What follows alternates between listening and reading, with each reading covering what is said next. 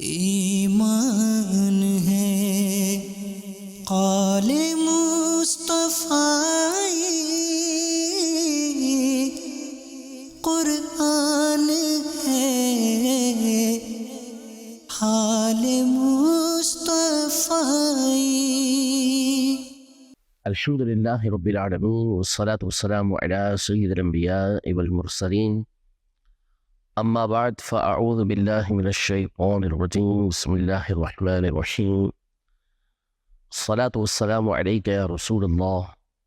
وعلی آلک واصحابک یا حبیب اللہ۔ الصلاة والسلام علیک یا نبی اللہ وعلی آلک واصحابک یا نور اللہ۔ الحمدللہ مدنی چینل پر ہمارا پروگرام درس حدیث رمضان کے ان مبارک لمحات میں جاری ہے، اور نبی رحمت صلی اللہ تعالیٰ علیہ وآلہ وسلم کی احادیث کا درس سننے کی ہم سعادت حاصل کر رہے ہیں۔ آج بھی کچھ حدیثیں اور ان کی تشریح کو ہم سننے کی سعادت حاصل کریں گے۔ توجہ کے ساتھ سماعت فرمائیے گا۔ نبی پاک صلی اللہ تعالیٰ علیہ وآلہ وسلم کی بتائی ہوئی باتوں پر، آپ علیہ السلام کے احکامات پر عمل کی نیت کے ساتھ ان احادیث طیبہ کو سماعت فرمائیے۔ نبی پاک صلی اللہ تعالیٰ علیہ وآلہ وسلم نے اچھے اخلاق کی تعلیم دی ہے، اور اس حوالے سے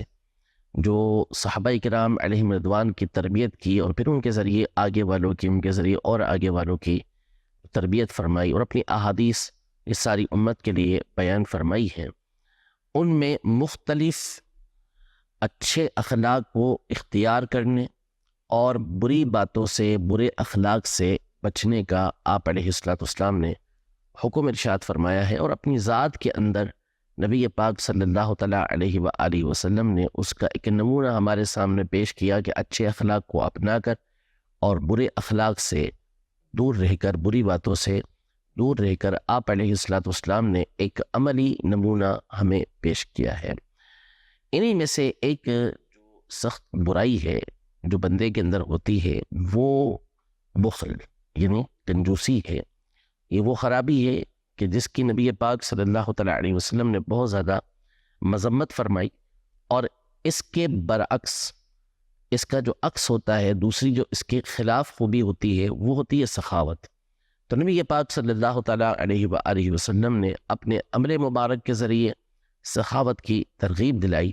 اور جو بخل ہے اس سے آپ علیہ السلام نے ترغیب کی، اس سے دور رہنے کا حکم ارشاد فرمایا۔ اس حوالے سے کچھ احادیث طیبہ میں آپ کے سامنے ذکر کرتا ہوں۔ حضرت سیدنا ابو ہریرہ رضی اللہ تعالیٰ عنہ روایت کرتے ہیں، اور یہ حدیث صحیح ابن حبان اور مستدرک حاکم کے اندر موجود ہے، کہ رسول کریم صلی اللہ تعالیٰ علیہ وآلہ وسلم نے ارشاد فرمایا، ایاکم والفحش والتفاحش، یعنی تم پر لازم ہے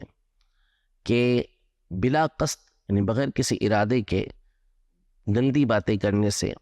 اور ارادے کے ساتھ گندی باتیں کرنے سے، فحش کلامی سے اپنے آپ کو بچاؤ۔ فحش کا مطلب یہ ہوتا ہے کہ بندہ جو گندی باتیں کرتا ہے، جس کو ہمارے یہاں گالیاں کہا جاتا ہے یا گندی باتیں کرنا کہا جاتا ہے، اور یہ بغیر کسی تکلف کے بندے کے منہ سے نکل رہا ہوتا ہے، تو اس کو فحش کہا جاتا ہے۔ اور تفحش کا مطلب ہوتا ہے کہ بندہ ارادہ کر کے، قصداً جان بوجھ کر سوچتا ہے اور پھر وہ گندی باتیں کرتا ہے۔ ایک ہوتا ہے منہ سے گالیاں نکل رہی ہوتی ہیں، اور ایک ہوتا ہے بلا قصد منہ سے گالیاں نکل رہی ہوتی ہیں، بلا ارادہ گالیاں نکل رہی ہوتی ہیں، اور ایک ہوتا ہے باقاعدہ سوچ سوچ کے گالیاں دے رہا ہوتا ہے۔ تو فرمائے دونوں عادتیں بری، نہ بندے کا ایسا معمول ہو جائے، نہ اس کی ایسی طبیعت اور ایسی خرابی اس کے اندر پیدا ہو جائے کہ جب دیکھو اس کے منہ سے فحش نکل رہا ہو، بری باتیں نکل رہی ہوں، گندی باتیں نکل رہی ہوں، یا پھر وہ جان بوجھ کے ارادہ کر کے اس طرح کا معاملہ کرے۔ دونوں چیزیں اس کے اندر نہیں ہونی چاہیے، یہ ارشاد فرمایا۔ فَإِنَّ اللَّهَ لَا يُحِبُّ الْفَاحِشَ وَالْمُتَفَاحِشَ، یعنی اللہ پاک نہ بلا تکلف گندی باتیں کرنے والوں کو پسند کرتا ہے، اور نہ تکلف کے ساتھ گندی باتیں کرنے والوں کو پسند کرتا ہے۔ اور فرمایا وَإِيَّاكُمْ وَالظُّلْمَ فَإِنَّهُ هُوَ الظُّلُمَاتُ يَوْمَ الْقِيَامَةِ، ظلم سے بچو، کیونکہ ظلم قیامت کے دن اندھیرے ہوں گے۔ یعنی جو ظلم ہے، بندہ دنیا کے اندر ظلم کرے گا کسی کے اوپر تو قیامت کے دن اس کو نور نہیں ملے گا، بلکہ اس کے چاروں طرف یہ اندھیرا چھا جائے گا۔ ظلم کا مطلب ہوتا ہے کہ کسی بھی معاملے کو اس کے برخلاف کرنا جیسا کہ اس کو کرنا چاہیے تھا، جہاں جس چیز کو رکھنا چاہیے اس کے برخلاف رکھنا، یہ ظلم کہلاتا ہے۔ جس کا جو حق تھا اسے نہ دینا، یہ ظلم کہلاتا ہے۔ تو اب کسی کے ساتھ بھی نا انصافی کرنا، چاہے وہ کسی بھی درجے کی ہو، اس سے نبی پاک صلی اللہ علیہ وسلم نے منع فرمایا، اور فرمایا کہ قیامت کے دن یہ اندھیرے ہوں گے۔ اور سیدنا امام اعظم ابو حنیفہ رحمۃ اللہ تعالی علیہ ارشاد فرماتے ہیں کہ بندوں کے ایمان کو ضائع کرنے والی جو سب سے بڑی چیز ہے وہ ظلم ہے۔ جو دوسروں کے اوپر ظلم کرتے ہیں ان کے لیے فرمایا کہ ان کا اندیشہ ہے کہ ایمان ان کا ضائع ہو جائے۔ یہ اتنی خطرناک چیز ہے، کسی کو مارنا، کسی کا حق دبا لینا، کسی کے رقم کو نہ دینا، یہ ساری چیزیں ظلم کے اندر آتی ہیں۔ بڑا وسیع مفہوم ہے ظلم کا۔ پھر ارشاد فرمایا وَإِيَّاكُمْ وَالشُّحَّ، کہ تم بخل سے یعنی کنجوسی سے بچو۔ کیوں؟ فَإِنَّهُ دَعَا مَنْ كَانَ قَبْلَكُمْ وَسَفَكُوا دِمَاءَهُمْ، کیونکہ اس نے یعنی کنجوسی نے، بخل نے تم سے پہلے جو قومیں تھیں ان کو بلایا، یعنی خون ریزی کی طرف بلایا، مار جھگڑے کی طرف بلایا، قتال کی طرف بلایا، جنگ کی طرف بلایا کہ آپس میں لڑیں، تو انہوں نے آپس میں ایک دوسرے کے خون بہائے۔ یعنی یہی بخل تھا کہ جس کی وجہ سے ایک دوسرے کے خون کو بہایا گیا۔ اور فرمایا وَدَعَا مَنْ كَانَ قَبْلَكُمْ فَقَطَعُوا أَرْحَامَهُمْ، اور جو تم سے پہلے کی قومیں تھیں، امتیں تھیں، اس بخل نے ان کو اس بات پر ابھارا، اس چیز کی طرف بلایا کہ وہ قطع رحمی کریں، رشتے توڑیں، تو اس بخل کی وجہ سے ان لوگوں نے آپس میں رشتے توڑ ڈالے۔ اور فرمایا وَدَعَا مَنْ كَانَ قَبْلَكُمْ فَاسْتَحَلُّوا حُرُمَاتِهِمْ، وَدَعَا مَنْ كَانَ قَبْلَكُمْ فَاسْتَحَلُّوا حُرُمَاتِهِمْ، یعنی تم سے پہلی امتوں کو اسی بخل نے نافرمانی کی طرف بلایا، جو چیزیں ان کے اوپر حرام کی گئی تھیں ان کو حلال کرنے کی طرف بلایا، تو انہوں نے ان حرام کردہ چیزوں کو اپنے اوپر حلال قرار دے دیا۔ یعنی بخل وہ برائی ہے کہ جس کی وجہ سے بندے آپس میں ایک دوسرے کا خون بہاتے ہیں۔ مال کی محبت، مال کی جو ایک بندے کے اندر حرص ہوتی ہے، لالچ ہوتی ہے، اور مال اس کے پاس سے نہ نکلے، یہ وہ چیز ہے کہ جو بندے کو بسا اوقات خون ریزی کی طرف لے کر آتی ہے، اور وہ خون کو بھی بہاتے ہیں۔ اور پھر اس کے علاوہ چونکہ دین اسلام کے اندر یہ بات پسندیدہ ہے، اللہ پاک کو یہ بات پسند ہے کہ اس نے اگرچہ کہ مال کی محبت بندوں کے دلوں کے اندر رکھی ہے، لیکن وہ یہ بات پسند کرتا ہے کہ بندے اپنے سے اس محبت کو دور کریں، اور جو مال ان کو اللہ پاک نے دیا ہے اسے ان مقامات پر خرچ کریں جہاں پر خرچ کرنا یہ اللہ جل شانہ کو پسند ہے۔ اور انہی میں سے ایک یہ ہے کہ بندہ اپنے رشتہ داروں کے ساتھ حسن سلوک کرے، جس میں بسا اوقات اسے مال بھی خرچ کرنا پڑتا ہے، لیکن جو بخیل ہوتا ہے، جس کے دل کے اندر بخل ہوتا ہے، تو پھر یہ بخل اسے مجبور کرتا ہے کہ اگر میں اپنے رشتہ داروں کے ساتھ جو بالخصوص غریب ہوں، حقدار ہوں، ان کے ساتھ تعلق رکھوں گا تو مجھے اپنا مال ان کے اوپر خرچ کرنا پڑے گا۔ پھر نتیجہ یہ نکلتا ہے کہ وہ ان سے رشتہ توڑ دیتا ہے۔ یہی پچھلی امتوں کے اندر ہوا، اور نبی پاک صلی اللہ تعالیٰ علیہ وآلہ وسلم نے اپنی امت کو اس سے بچنے کا حکم ارشاد فرمایا۔ اسی طرح یہ ارشاد فرمایا کہ ہوتا یہ ہے کہ بندہ مال کا جب حریص ہوتا ہے اور مال جمع کرنا اس کا بنیادی مقصد ہوتا ہے، اور اللہ کی راہ کے اندر اس نے خرچ نہیں کرنا ہوتا، اور اللہ کے احکام پر اس نے عمل کرنا ہوتا ہے، تو اب یہ بخل اسے مجبور کرتا ہے کہ وہ اللہ تبارک و تعالیٰ کے جو احکامات ہیں ان کی خلاف ورزی کرے۔ اللہ پاک نے اسے حکم دیا اس بات کا کہ وہ جو مال کمائے گا جائز طریقے سے کمائے گا، حلال طریقے سے کمائے گا، لیکن مال کی محبت اور یہ بخل اسے اس بات پر مجبور کرتے ہیں کہ وہ ان حلال طریقوں کو ختم کر دے اور جو چیزیں اس کے اوپر حرام کی گئی ہیں، جو طریقہ کار اس کے اوپر حرام کیے گئے ہیں، ان کے ذریعے سے مال کو حاصل کرے۔ اسی طرح اسے حکم دیا گیا کہ وہ اللہ کی راہ کے اندر خرچ کرے، زکوٰۃ دے، صدقہ فطر دے۔ جن کا نفقہ نان نفقہ اس کے اوپر لازم ہے ان کے اوپر یہ خرچ کرے، لیکن یہ جو بخل ہوتا ہے، کنجوسی ہوتی ہے، یہ اسے مجبور کرتی ہے کہ وہ یہ کام نہ کرے، تو لہذا وہ یہ چیز جو اس کے اوپر کرنا لازم تھی اب اس کے برخلاف کام کرتا ہے۔ اسی کو فرمایا کہ جو چیزیں اس کے اوپر حرام کی گئی ہیں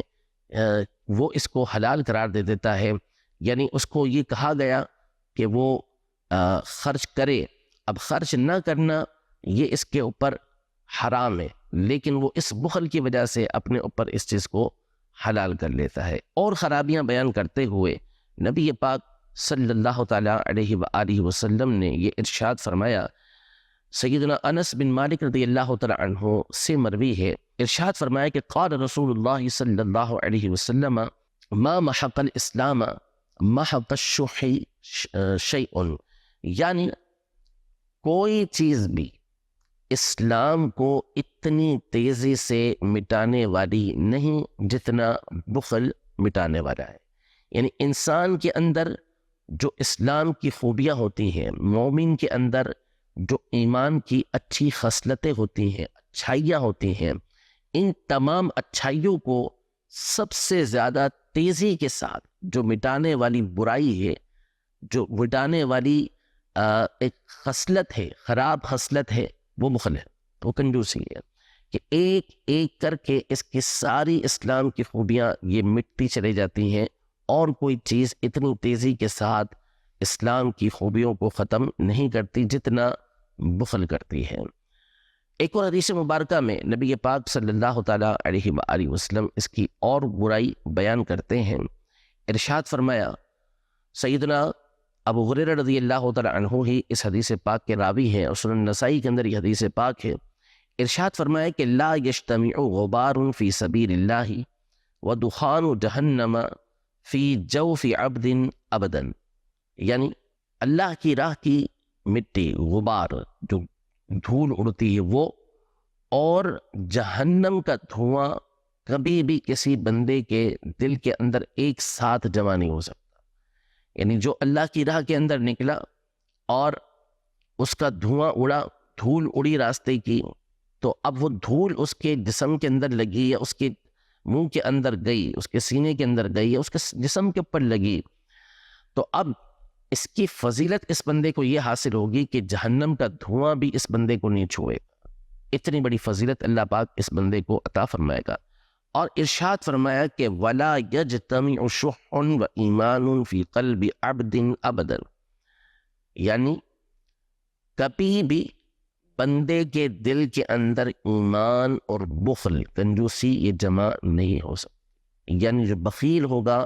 وہ کبھی بھی کامل الایمان نہیں ہو سکتا، اس کے ایمان کے اندر کمزوری ہوگی، یہاں تک کہ وہ یہ جو برائی ہے اس کو چھوڑ دے، یہ خرابی اس کو چھوڑ دے۔ اچھا، اب بخل کا معنی یہ سمجھنا ضروری ہے کہ حقیقی بخیل وہ ہوتا ہے کہ جہاں خرچ کرنا شریعت مطہرہ کو مطلوب ہے کہ یہاں پر خرچ کیا جائے، اخلاق اور مروت اس مقام پر خرچ کرنے کا تقاضا کرتی ہے، تو ایسے مقام پر خرچ نہ کرنے والا یہ بخیل ہوتا ہے۔ یعنی اللہ پاک نے جو چیزیں اس کے اوپر لازم کی کہ ان مقامات پر خرچ کرنا اس کے لیے ضروری ہے وہ، اور جو اخلاق تقاضے کرتے ہیں کہ اس مقام پہ وہ خرچ کرے، جیسے چند مثالیں میں نے پیش کی، زکوٰۃ ہے، صدقہ فطر ہے، یہ چیزیں اس کے اوپر لازم ہوتی ہیں کہ خرچ کرے۔ حج کے لیے جانا اس کے اوپر فرض ہو جاتا ہے، تو اب ظاہر ہے کہ اس کے لیے مال خرچ کرنا پڑتا ہے، تو یہ اس پر لازم ہو جائے گا۔ بیوی بچے ہیں، ان کا خرچہ اس کے اوپر لازم ہے، اب ان کے اوپر وہ خرچ نہیں کرتا جو ان کا خرچہ لازم بنتا ہے، یہ بندہ بخیل کہلائے گا۔ بعض اوقات ماں باپ کا خرچہ اس کے اوپر لازم ہوتا ہے، ان کے اوپر خرچ نہیں کرتا تو بھی وہ بخیل ہو جائے گا۔ بعض اوقات جو رشتہ دار ہوتے ہیں اور بسا اوقات دیگر مومن ہوتے ہیں، ان کا بھی نفقہ بندے کے اوپر لازم ہو جاتا ہے، اب اگر وہ خرچ نہیں کرتا تو پھر ایسا بندہ بخیل ہو جائے گا۔ اسی طرح بسا اوقات ایسے مقامات ہوتے ہیں کہ اگرچہ کہ وہاں پہ خرچ کرنا واجب نہیں ہوتا، لیکن اگر اس مقام پر وہ خرچ نہ کرے تو تب اخلاقی اعتبار سے، معاشرتی اعتبار سے ایسا بندہ یہ بخیل کہلاتا ہے۔ تو ایسے مقامات پر بھی خرچ کرنا چاہیے جبکہ وہ اللہ پاک کی نافرمانی والا کام نہ ہو۔ بخیل وہ نہیں کہ جو فضول خرچی سے بچتا ہو، جو سادگی اختیار کرتا ہو، جو میانہ روی اختیار کرتا ہو، ایسے کو بخیل نہیں کہا جائے گا۔ اگر وہ امیر ترین آدمی ہے اور مناسب درجے کی اس نے گاڑی رکھی ہوئی ہے، مناسب درجے کا اس نے گھر رکھا ہوا ہے اور مناسب درجے کے وہ کپڑے پہنتا ہے تو اسے بخیل نہیں کہا جائے گا۔ اگر اس میں اس کی کوئی اچھی نیت ہے تو اس پر بھی وہ ثواب پائے گا۔ جس طرح اگر کوئی شخص جس کو اللہ پاک نے یہ نعمتیں عطا کی ہیں اور وہ اللہ پاک کی رضا کے لیے کہ اللہ پاک نے یہ نعمتیں عطا کی ہیں، اچھے کپڑے پہنتا ہے، اچھی گاڑی رکھی ہوئی ہے، اچھا مکان اس نے رکھا ہوا ہے، تو وہ بھی ثواب کا کام ہے کہ اللہ پاک کی نعمتوں کا اظہار اللہ پاک کے لیے کرنا۔ لیکن دوسری جانب اگر کوئی بندہ اللہ نے مال و دولت دیا ہے اور وہ جہاں خرچ کرنا چاہیے اس مقام پہ خرچ کرتا ہے لیکن رہتا سادگی کے ساتھ ہے، تو ایسے بندے کو کبھی بھی بخیل نہیں کہا جا سکتا۔ بخیل وہی ہوگا کہ جہاں شریعت مطہرہ خرچ کرنے کا حکم دیتی ہے اور اس مقام پر وہ خرچ نہیں کرتا۔ نبی پاک صلی اللہ تعالیٰ علیہ وآلہ وسلم کی مزید احادیث طیبہ اس حوالے سے سماعت فرمائیے۔ امام طبرانی معجم اوسط اور معجم کبیر میں حضرت سیدنا عبداللہ ابن عباس رضی اللہ تعالیٰ عنہما سے روایت کرتے ہیں کہ رسول کریم صلی اللہ تعالیٰ علیہ وآلہ وسلم نے ارشاد فرمایا، خلق اللہ جنت عدن بیدہ، کہ اللہ جل شانہ نے اپنے دست قدرت سے جنت عدن کو پیدا کیا، ہمیشہ رہنے والی جنت کو پیدا کیا، وَدَلَّ فِيهَا ثِمَارَهَا وَشَقَّ فِيهَا أَنْهَارَهَا، اور اس میں اللہ پاک نے انواع اقسام کے پھل رکھے، درختوں پر طرح طرح کے پھل اللہ پاک نے اس میں رکھے اور اس میں نہریں اللہ تبارک و تعالی نے جاری فرمائی۔ ثم نظر الیہا، پھر اللہ پاک نے اس کی طرف نظر فرمائی، فقال لہا، اور اس سے ارشاد فرمایا، تکلم، یعنی تو گفتگو کر۔ جنت عدن سے فرمایا کہ تو گفتگو کر، کلام کر۔ تو اس نے، جنت نے کہا کہ قد افلح المؤمنون، جو ایمان والے ہیں وہ کامیاب ہو گئے، جو ایمان والے ہیں وہ کامیاب ہو گئے۔ یہ جنت عدن نے بشارت دی اس لیے کہ ایمان والے یہ جنت کے اندر داخل ہوں گے۔ فقال وعزتی وجلالی لا یجاورونی فیکی بخیل، یعنی مجھے اپنی عزت و جلال کی قسم، تیرے اندر میرا قرب کوئی بخیل، کوئی کنجوس نہیں پا سکے گا۔ یعنی یہ مبارک جگہ کہ جہاں بندے کو اللہ جل شانہ کا، اپنے رب عز و جل کا، اپنے پاک پروردگار کا قرب حاصل ہوگا، یعنی اللہ تبارک و تعالیٰ کی رحمتیں اور برکتیں اس بندے کو حاصل ہو رہی ہوں گی، بہت قریب ہوگا بندہ اللہ کی رحمتوں کے۔ اس مقام کے بارے میں فرمایا کہ جو بخیل ہوگا میں اس مقام پر اپنا قرب اسے نہیں دوں۔ یہ بہت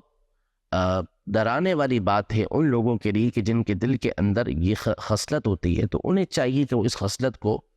دور کریں اور حقیقی نعمتیں جو قیامت کی ہیں، جو آخرت کی ہیں، جو جنت کی ہیں، ان کی طرف نظر رکھیں۔ سیدنا ابو بکر صدیق رضی اللہ تعالیٰ عنہ روایت کرتے ہیں، جامع ترمذی کی حدیث مبارکہ ہے کہ نبی پاک صلی اللہ تعالیٰ علیہ وآلہ وسلم نے ارشاد فرمایا، لا يدخل الجنت خب ولا منان ولا بخیل، یعنی جنت کے اندر کوئی دھوکے باز، کوئی احسان جتانے والا اور کوئی بخیل داخل نہیں ہوگا۔ جو دھوکہ دینے والا ہے، جو کسی کو کسی پر احسان کر کے احسان جتانے والا ہے، اور جو بخیل ہے، کنجوس ہے، وہ جنت کے اندر داخل نہیں ہوگا۔ یعنی یا تو یہ وہ برے اعمال ہیں کہ جن کی وجہ سے اس بات کا شدید اندیشہ ہوتا ہے کہ بندے کا ایمان ضائع ہو جائے، ایمان اس کے ہاتھ سے نکل جائے، موت کے وقت اس کا ایمان چھین لیا جائے، یہ بڑا اندیشہ ہوتا ہے۔ اور اگر وہ ایمان سلامت لے کر گیا تو اب اس کے جو گناہ ہیں، اس کی جو خرابیاں ہیں، اس بات کا شدید اندیشہ ہے کہ اس کے اوپر سخت پکڑ کی جائے اور اس کو اس کی سزا دی جائے، اور ظاہر ہے کہ اللہ پاک کی سزا کو برداشت کرنا یہ کسی کے بس کی بات نہیں ہے۔ سیکنڈ کے کروڑویں حصے کے اندر بھی بندہ یہ عذابات، یہ سزائیں سہ نہیں سکتا، تو اب اس کو اس کی گناہوں کی پہلے سزا دی جائے اور پھر اس کے بعد اس کو جنت کے اندر داخل کیا جائے، جبکہ وہ ایمان سلامت لے کر دنیا سے گیا ہو۔ اس لیے ان خرابیوں کو اپنے سے دور کرنا چاہیے کہ کہیں ایسا نہ ہو کہ ایمان ضائع ہو جائے، اور ایمان ضائع ہو گیا تو پھر تو جنت میں داخل ہونے کا کوئی سوال ہی پیدا نہیں ہوتا۔ ایمان ہوگا اور یہ خرابیاں ہوں گی تو ہو سکتا ہے کہ شدید پکڑ ہو، اس پر سزا ملے، اور پھر سزا ملنے کے بعد جنت کے اندر یہ داخل کیا جائے۔ ایک اور حدیث مبارکہ اس حوالے سے سماعت فرمائیے۔ نبی پاک صلی اللہ تعالیٰ علیہ وآلہ وسلم ارشاد فرماتے ہیں، سیدنا ابو سعید خدری رضی اللہ تعالیٰ عنہ اس حدیث پاک کے راوی ہیں اور جامع ترمذی کی حدیث پاک ہے، ارشاد فرمایا کہ خصلتان لا تجتمعان فی مؤمن، دو خصلتیں ہیں، دو باتیں ہیں جو مومن کے اندر جمع نہیں ہو سکتی، مومن کے اندر نہیں آ سکتی، یعنی جو کامل الایمان ہے، اعلیٰ ایمان والے ہیں، اچھے ایمان والے ہیں، کمال ایمان ان کو حاصل ہے، اس کے اندر یہ دو خصلتیں نہیں آ سکتی، البخل و سوء الخلق، یعنی ایک کنجوسی اور دوسرا بد اخلاق۔ مومن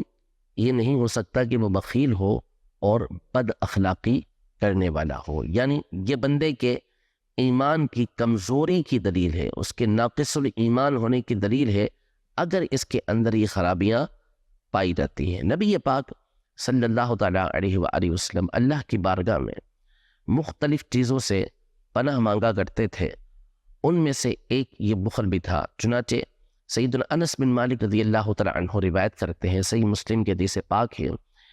کہ نبی پاک صلی اللہ علیہ وسلم یوں اللہ پاک کی بارگاہ میں عرض کرتے تھے، اللہم انی اعوذ بک من البخل والکسل وارذل العمر وعذاب القبر وفتنة المحیا والممات، کہ اے اللہ میں تیری بارگاہ میں پناہ مانگتا ہوں، یا تیری پناہ مانگتا ہوں میں بخل سے، کنجوسی سے، کسل سے یعنی سستی سے، اور سٹھیاپے کی عمر سے، ارذل العمر یعنی ایسی عمر کی جس میں بندہ سٹھیا جائے، ایسی عمر سے میں تیری پناہ مانگتا ہوں، اور قبر کے عذاب سے، اور زندگی اور موت کے فتنے سے، آزمائشوں سے میں تیری پناہ مانگتا ہوں۔ اللہ جل شانہ نے نبی پاک صلی اللہ علیہ وسلم کو ان تمام چیزوں سے محفوظ رکھا ہوا تھا، تو اللہ کی بارگاہ میں عجز و انکساری کے اظہار کے لیے اور ہماری تعلیم و تربیت کے لیے نبی پاک صلی اللہ تعالیٰ علیہ وآلہ وسلم اللہ کی بارگاہ کے اندر یہ دعا کیا کرتے تھے۔ تو اللہ پاک اپنے حبیب پاک صلی اللہ تعالیٰ علیہ وآلہ وسلم کے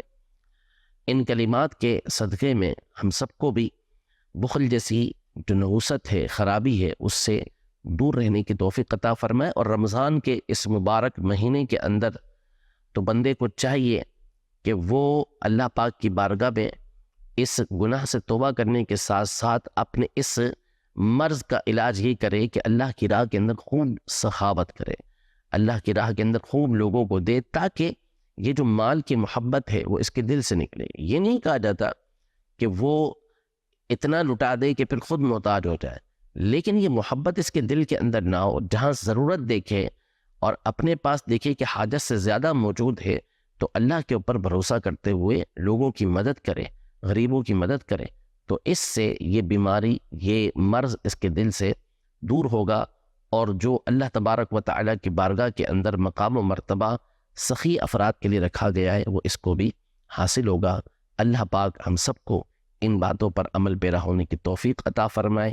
آمین، بجاہ النبی الامین صلی اللہ تعالی علیہ وآلہ وسلم۔ ایمان ہے قال مصطفی قرآن ہے، حال مصطفیٰ